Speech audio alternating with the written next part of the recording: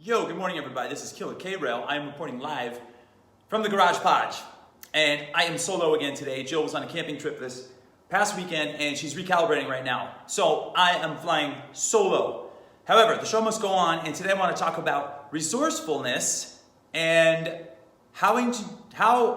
what it takes to survive in today's day and age, and not just in today's day and age, but when your resources are limited, learning how to survive and learning how to thrive. But before we get to that, it's a Motivational Monday. It's a marvelous Motivational Monday. I had a hard time getting up this morning, as a matter of fact. And lo and behold, I walk outside and it was pretty cloudy, and that explains why. When it's clear as a whistle, I jump out of bed and I have a ton of energy, and when it's cloudy, I'm kind of a little bit abysmal, so to speak, especially on Mondays.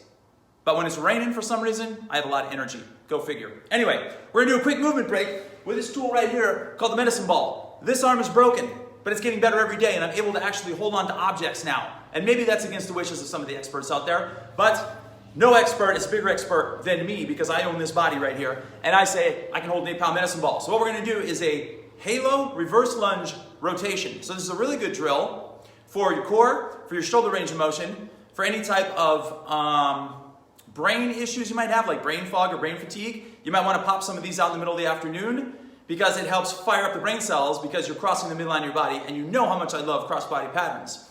Also, what was I gonna say? This is a good reset for your wrist, your elbow, and shoulder as well. And also you're working your lower body and your core. So basically it's like a full body integrative exercise that also works your brain function too. So without further ado, I watched Inglourious Basterds yesterday, and they kept saying ado in there, and a lot of people spell it incorrectly. It's actually A-D-I-E-A-U. Bet you didn't know that. All right, let's step back and do this drill. So we're gonna hold our medicine ball like this. We're gonna draw a circle around our head. This is called a halo. Okay? Then we're gonna move the ball to our left side as we step back with our right foot into a reverse lunge, and we're gonna do a little rotation. Then we're gonna step forward and switch sides. So we're gonna go over our right ear, step back with our left leg, do a rotation. Now we're gonna go over our left ear. And I'm doing this slow and controlled because, again, I've got an injured arm and I don't wanna make it worse.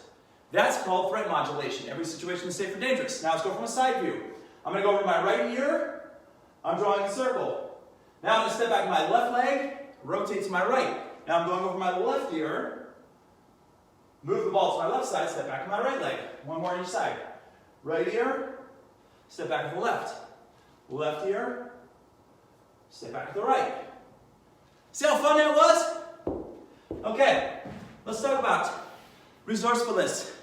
Okay, back in 2003, 2003, okay. Right now, we're all stuck at home. We're not allowed to have big gatherings. COVID is going like this. It's bobbing up and down in the water. We don't know what's going to happen next. People are wearing masks. I was on the trail yesterday. Someone was not wearing a mask. When they saw me coming, they took their shirt and they shoved it up over their face and they jumped in the weeds. Yes, swear to God, true story. I was 20 feet away. 20 feet! And the guy put his shirt on his face, jumped in the weeds. And I made it a point to look him in the eye and smile and say hello. And I want you all to do the same thing. Stop living in fear. If you're outside, you're getting sunshine, you're in Mother Nature, and you're breathing in fumes that the trees are dispelling, the evergreens, and the grass, and the dirt beneath you, and your feet are wiggling in that dirt, that, my friend, is therapeutic. That is good for you. That's being resourceful. It's because you're hiking, and you're doing exercise, and you're trying to lose weight, and you're trying to get into better shape. The big problem right now in the country is that we're still getting worse as far as weight is concerned. We're still getting fatter, we're still getting out of shape, we're still eating lots of fat, we're still eating a lot of fast food, we're eating late at night, we're doing a lot of bad habits. I encourage you all to start taking ownership for your health and for your life. Start eating better, start eating cleaner, stop eating so late, don't drink so much alcohol, start getting more active, go out and hike more, look people in the eye. Don't worry, if you're 10 feet away, 15 feet away, you don't need a mask, I promise you that. Don't live in fear. There's too much of it going around right now, and it's starting to multiply so much that it's blocking my good G. And it's getting in my energy fields, and I don't like it. Now, 2003, I'm sorry, I watched a Quentin Tarantino film last night, so I'm skipping all over the place. I got to a point where I was really financially strapped. I owned 2 houses back in Pennsylvania. I was behind on payments. I was very frustrated with the job I had at the time. I was into health and fitness, but I wasn't quite into it. It wasn't like my main career at the time. I was going down that path. It was always something in my life. And this one week, there was all natural peanut butter and all natural fruit preserves on sale at this Weis Markets back in Pennsylvania, and whole grain bread. So what did I do? I got this brilliant idea to buy enough bread and enough peanut butter and jelly to eat nothing but peanut butter and jelly sandwiches for a full entire week. And at that time, I was working out in a fasted state. That's my main thing. It's been for a long time. However, I was fooled by the 6 meals a day baloney.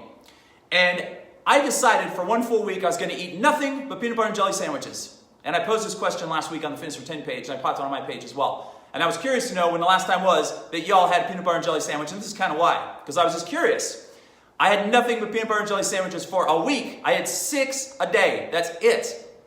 I would sit down and I'd make a nice little peanut butter and jelly sandwich. I would count out the calories because I was frantic about calories back then. And I'd have 6 of them a day. But the underlying message is not this. It's not that I had a massive eating disorder and I had dysmorphic eating patterns. The moral of the story is I found out a way to get resourceful. Because that whole week, my whole entire diet cost me like $20. I found out a way to get resourceful. I dug deep. Nowadays, fasting is the deal. That's what I do. That's my jam. So, you don't have access to a gym. Maybe you do have access to a gym, and you're going to the gym, and you have to wear a mask, and you can't breathe. And then you have to take the mask down when you're on your treadmill doing cardio, but then when you walk to the bathroom, you have to put your mask back on, and it's probably, uncomfortable for you to do. And I understand that, and that's exactly why I don't go to the gym anymore, because I don't want to have a mask on, because I like to breathe personally. And you know what? When I go into grocery stores, I was in Whole Foods yesterday, it's like, we're like breaking records right now with the heat. I was standing in line and I almost passed out because I could not breathe. And I do not like the fact that I can't breathe. I think breathing is the most important factor of life. Don't get me wrong. I understand everyone's trying to protect yourself, and wherever you are, that's your level, and I accept you for who you are. If you want to wear a mask, that's great. I can't breathe, I know that. So when I'm working out, I especially can't breathe. And when you're huffing and puffing, the last thing you want to do is become hypoxic and pass out, especially with an injured arm like this. So I'm super guarded about that. Now, you need to find out how you can become resourceful. So you can do bodyweight exercise from home. You can get resistance bands, you get medicine balls, you get all these things for home use. Jill and I described 1 million exercises a couple months back, or over the past couple months, that you can do from home, from the comfort of your home. Or in a garage podge like this, where you set up a little area to exercise in and you get some tools. And you have to apply that principle not just to your workouts, but to your health, to every single thing. How do you get resourceful? I've been down so many roads 3 years ago. I had a broken down BMW that I bought that I was lied to about it being in good shape. And it was just the biggest POS you could possibly find. Let's just put it that way. I'm gonna be politically correct here. And it got so bad, it was burning oil, it was smoking like crazy, the head gaskets were going, it was leaking oil, it was horrible. I literally rode my bike for 2 months straight. Luckily, it started around mid-June when that car started going downhill. So what was I doing? I was getting up at 4 a.m. in the morning to ride my bike to the gym. And it's a mountain bike, I might add, on the blacktop trails, just to get there, to get my workout in, to train my clients, and then I had to ride my bike all the way to the other side of town to the other gym and train people there, and then I had to go home and do work, and then sometimes I had to ride my bike back to the gym for another session in the afternoon. I was super fit. It's probably the fittest I've ever been in my life. However, I made the sacrifices where I had to get up early and I knew what I needed to do. And I ended up having a couple good months at the gym, luckily, that year, and I was able to get a new car. However, I didn't think about the problem. I thought about the solution. And I said, what sacrifices do I need to make it work? Back in 2003, how am I going to eat this week until my next check comes in? Well, you know what? Peanut butter and jelly is on sale, and whole wheat bread, and I'm going to be able to get 10 grams of protein per sandwich, and I'll be good to go, and I'll be able to sustain myself. I freaking ate peanut butter and jelly sandwiches for a week to get by. In the summer of 2017, 3 years ago, my car was broken down. I literally made sacrifices and rode my bike all over town for 2 months straight, and rode the bus and did whatever. And I didn't know how I was going to get out of the jam. I didn't know if I would get out of that jam. I didn't even think about it. All I said is, this is what needs to happen right now in the present moment, and I'm going to make it happen. I'm going to do it. And I bunked up and I did. And then the answer appeared. Because I thought about the solution. And the solution in the current moment was, I need to ride my bike around, I need to take public transportation, I need to get rides from friends. They were all very generous. It all balanced out. A sum of money came into my life. I was able to get a new car, and I've never had that problem again. Because through all of the thick and thin, I surrendered in that situation, and I focused on the solution.